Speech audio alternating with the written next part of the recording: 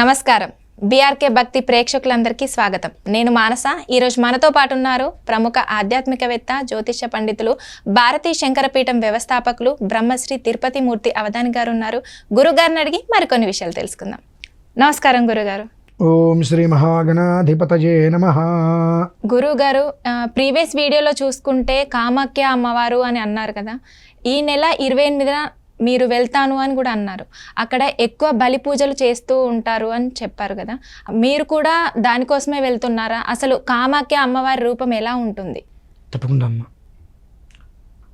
రావాలి అని అనుకునే వారికి కానీ, అసలు ఇక్కడ ఏం జరుగుతుంది, ఏం పూజలు అనేటువంటిది తెలుసుకోవాలనుకునే వాళ్ళకి ఈ వీడియో చాలా ఉపయోగిస్తుంది. ఎందువల్లంటే కామాఖ్య అనగానే అందరూ కూడా అక్కడ జంతువుల్ని, మేకలు, తర్వాత దున్నపోతు అని చెప్పి, కోళ్ళు, నానా రకాలుగా జంతు బలులు విపరీతంగా చేస్తూ ఉంటారు. ఎందువల్లంటే అక్కడ అమ్మవారికి జంతు బలి చేస్తే తంత్రశక్తులు వస్తాయి, ఏవో రకరకాలుగా. అది చాలా దోషం. ఇప్పుడు మనం వెళ్ళి చేస్తున్నాం, మనం చేసేది బలే. అయితే ఇవి కాదమ్మా, కూష్మాండ బలి అంటారు. అంటే ఏంటి? కూష్మాండ బలి అంటారు. అలాగే మాషభుక్త బలి అంటారమ్మా. కూష్మాండ బలి అంటే గుమ్మడికాయని బలి ఇవ్వటం అమ్మవారికి. అలాగే మాషభుక్త బలి అని అంటారు. మినప్పిండిలో పెరుగు కలిపి అమ్మవారికి బలి ఇవ్వటం. ఈ రెండు కొన్ని ప్రయోగాలు అక్కడ చేసేది. మనం చేసేటువంటి దానికి పూర్తిగా కూడా వైదిక మంత్ర విధానాన్ని అనుసరించే ఉంటుంది మినహాయిస్తే ఈ తంత్ర విధానం, తాంత్రికం, బలిహరణ అవి అక్కడ మనం చెయ్యమమ్మా. స్వతహాగా ఎందుకు చేస్తూ ఉంటారు అంటే, కామాఖ్య అమ్మవారు అంటే ఆవిడ యొక్క రూపం యోని రూపాన్ని పోలి ఉంటుందమ్మా. అంటే ఈ యొక్క అమ్మవారు అగ్నిహోత్రం దగ్ధమైపోయినప్పుడు ఆ ఈశ్వరుడు ఆ భస్మాన్ని, చితాభస్మాన్ని అంతా పట్టుకుని వెళ్ళిపోతున్నప్పుడు 18 చోట్ల మొత్తం పడింది. 64,000 ప్రదేశాల్లో పడింది, కానీ ప్రధానమైనవి 18. ఆ 18లో విశేషమైంది అక్కడ ఆ యోని స్థానం అనేటువంటిది అక్కడ పడింది.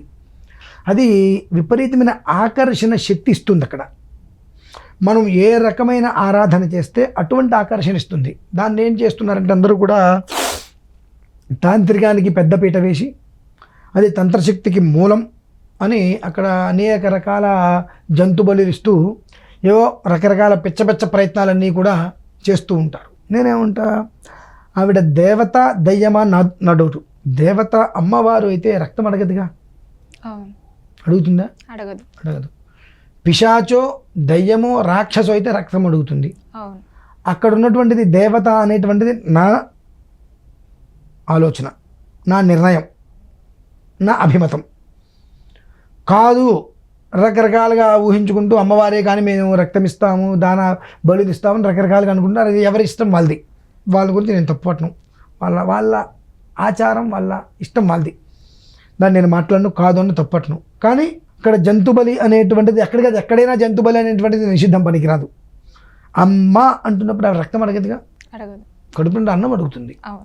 అందుకని రక్తం అడగదు. అంటే అమ్మ అంటే మనకు అమ్మెంతో ఆ జీవరాశులకి కూడా అమ్మే కదా, మూగ జీవాలు కూడా అమ్మే కదా ఆవిడ. మరి మూగ జీవాన్ని చంపే రక్తాన్ని ధారపోస్తే అమ్మ ఆనందపడుతుందా? ఆ ఒక్క విచక్షణ చేసే వాళ్ళకు ఉండాలి. సరే, ఇక్కడి నుంచి అక్కడ వాళ్ళకి ఎట్లాగా ఉండదు. ఇక్కడి నుంచి వెళ్ళి అక్కడికి వెళ్ళి చాలామంది ఇటువంటివి చేస్తూ ఉంటారు. వాళ్ళకైనా కనీసం సిగ్గు, ఎగ్గు, బుద్ధి, జ్ఞానం అనేటువంటిది ఉండాలి. భగవంతుడి వల్ల ఇటువంటి విధవాళ్ళకి ఈ సిగ్గు, ఎగ్గు, బుద్ధి, జ్ఞానాలు తగలబడవు. మనం చేసేటువంటిది పూర్తిగా కూడా మంత్ర విధానం. ఎక్కడా కూడా ఇటువంటి ఉండవమ్మ. అసలు పూర్తిగా కూష్మాండము అంటే గుమ్మడికాయతో చేసేటువంటి బలిహరణ ఒకటైతే, మాషభక్తం మినప్పిండిలో పెరుగు కలిపి చేసి ఉండేవి. ఇటువంటి ప్రయోగాలు మనం చేస్తాం. అయితే ఇంకాస్త తంత్ర ప్రయోగంలో ఈ యొక్క బియ్యంలో పసుపు, నెయ్యి కలిపితే అక్షతలు, కాస్త కుంకుమతో కలిపితే మంత్రాక్షతలు, నువ్వులు కలిపితే తిలాక్షతలు, బొగ్గు కలిపితే తంత్రాక్షతలు. దాంతో కొన్ని ప్రయోగాలు చేస్తారు. అది వేరేగా, అది విధానం వేరు. మనకు దానికి ఎలాంటి సంబంధము ఉండదు. కేవలము కూడా ఈ యొక్క ఏదైతే మనం 18 నక్షత్రాల గురించి చెప్పుకున్నామో, ఆ 18 నక్షత్రాల వారికి కూడా యో దోష సమజని తత్తు యొక్క దోషం అనేటువంటి దాని నుంచి పూర్తి పరిహారం కొరకు ఇక్కడ చేస్తే వచ్చేటువంటిది ఇంత ఫలితం, అక్కడ ఇంత చేస్తే ఇంత ఫలితం వస్తుంది. ఫలితం లేనప్పుడు మనం వెళ్ళటం కూడా దండగా. ఫలితం ఉన్నప్పుడు ఎంత దూరమైనా వెళ్ళి అమ్మవారిని అర్చించి ఆ ఫలితాన్ని తీసుకొని మనం వెనక్కి తిరిగి రావడం అనేటువంటిది ధర్మమైన విషయం. కాబట్టి ఆ ధర్మ మార్గాన్ని అనుసరించి అక్కడికి వెళ్ళి 28 ఉదయం బయలుదేరి వెళ్ళి 28 రాత్రికి అక్కడ ఆరాధన చేసుకొని 28 ఉదయం కూడా ఆరాధన చేసుకొని కొన్ని ప్రాంతాలు దర్శించే దగ్గర ఉంటాయి, అవి చూసుకొని మళ్ళీ 29 రాత్రికి హైదరాబాద్ వచ్చేటమమ్మ జరుగుతుంది. కాబట్టి ఇందులో ఎవరన్నా పరోక్షంగా కానీ ఏదైనా ప్రత్యక్షంగా మాతో రావాలి అనుకున్న వారికి ఖచ్చితంగా ఈ వీడియోలో విషయం అర్థం కావాలి. ఎలాంటి యొక్క తాంత్రిక ప్రయోగములు ఉండవు. మంత్రాన్ని అనుసరించి చండీకి సంబంధించి కొన్ని మూలమంత్రాలు, లలిత అమ్మవారికి సంబంధించిన కొన్ని మూలమంత్రాలు, ఇలా శక్తి స్వరూపానికి సంబంధించినటువంటి మూలమంత్రాలు ఏవైతే ఉంటాయో ఆ యొక్క మూలమంత్రాలతో మాత్రమే అక్కడ మనం నిర్వహిస్తాం. మినహాయిస్తే వేరే రకంగా తాంత్రిక సిస్టంలోకి మనం వెళ్ళి చేయటం అనేటువంటిది ఏమాత్రము కూడా లేదు, ఉండదు, ఉండబడే అవకాశం కూడా లేదు. ఎందుకంటే అది మనది కాదు. మనది కాని దాని జోలికి మనం వెళ్ళి తలకాయ నొప్పి తెచ్చుకోవడం కన్నా మనదైన దాన్ని మనం చేసుకొని కుటుంబానికి తలపోట లేకుండా బరువు దింపి ప్రశాంతంగా ఉండటం అనేటువంటిది అత్యంత శ్రేయోదాయకం. కనుక కామాఖ్య అంటే అందరూ కూడా తంత్రానికి ఎక్కువ విలువిస్తారు. ఇక్కడి నుంచి వెళ్ళిన వాళ్ళు చాలామంది కూడా మేము అక్కడికి వెళ్ళామండి, బలిహారం ఇచ్చుకున్నాం, ఇక్కడికి వచ్చి ఇదిగా ఉన్నాం అదిగా ఉన్నాం చెప్పుకుంటుంటారు. నాకు అనిపిస్తూ ఉంటుంది, చీ మొహాలు మండ, ఎందుకు బ్రతికారా ఇంకా అనుకుంటా. అమ్మవారి దగ్గరికి వెళ్ళి అమ్మ అని పిలుస్తూ అమ్మ దగ్గరికి వెళ్ళి ఒక మూగజీవిని దాన్ని పిలవలేదుగా. మన చేతికి ఏదైనా కోసుకుంటే అమ్మ అని మనం అంటాంగా, అవి అనలేవుగా పాపం. దాన్ని 2-3 కలిసి గట్టిగా పట్టుకుని దాన్ని పీక కోసి నానా ఇబ్బంది పెట్టి దాని పాపం చంపుతుంటే అమ్మవారి కళ్ళం మంచి రక్తం వస్తుందా, నీళ్ళు వస్తాయా అండి? రక్తమే వస్తుంది అమ్మవారి కళ్ళల్లో నుంచి. అమ్మవారి కళ్ళలోంచి రక్తం తెప్పించినప్పుడు నువ్వు ఇవాళ ప్రశాంతంగా ఉండొచ్చు, రేపు ప్రశాంతంగా ఉండొచ్చు, ఎల్లుండి ఎలా ఉంటావు? తప్పది. ఒకవేళ నీకు బలి ఇవ్వాలని మొక్కుకున్నాను, ఏ రకంగా మొక్కుకున్నావు, ఏ ప్రమాణరీత్యా మొక్కుకున్నావు అంటే అప్పటికి రక్తం ఇస్తాను, రక్తమే కానీ ఇస్తుంది, బ్లడ్ పెట్టి ఇక్కడ కోసుకో, అలా అమ్మవారి ముందు ఒక 2 చుక్కలు వదిలిపెట్టగలవా?